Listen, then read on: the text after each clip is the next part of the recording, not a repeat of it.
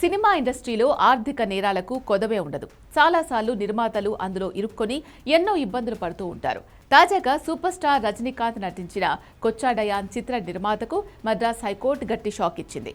Check bounce కేసుకు సంబంధించి విచారణ చేపట్టిన న్యాయస్థానం సంచలన తీర్పు వెలువరించింది.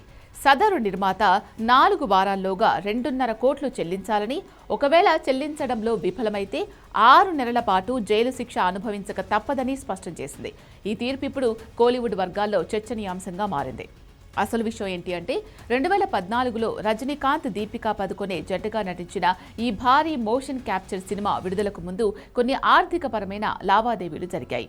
Cinema post production and promotion ఖర్చుల కోసం మీడియా సంస్థ యాడ్ బ్యూరో నుంచి నిర్మాత జె మురళీ మనోహర్ సుమారు 10 కోట్లు అప్పుగా తీసుకున్నారు. దీనికి పూచీకత్తుగా కొన్ని చెక్కులను అందజేశారు.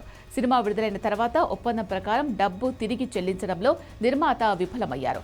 యాడ్ బ్యూరో సంస్థ ఆ చెక్కులను బ్యాంకులో వేయగా అవి బౌన్స్ అయ్యాయి. దీంతో తమకు రావాల్సిన బాకీ వసూలు కోసం యాడ్ బ్యూరో సంస్థ న్యాయ పోరాటానికి దిగింది. చెక్ బౌన్స్ చట్టం కింద నిర్మాత మురళీ మనోహర్పై కేసు నమోదు చేసింది. ఈ కేసును విచారించిన కింది కోర్టు గతంలోనే నిర్మాతను దోషిగా నిర్ధారిస్తూ జైలు శిక్ష విధించింది. కింది కోర్టు ఇచ్చిన తీర్పును సవాల్ చేస్తూ నిర్మాత మురళీ మనోహర్ మద్రాస్ హైకోర్టును ఆశ్రయించారు.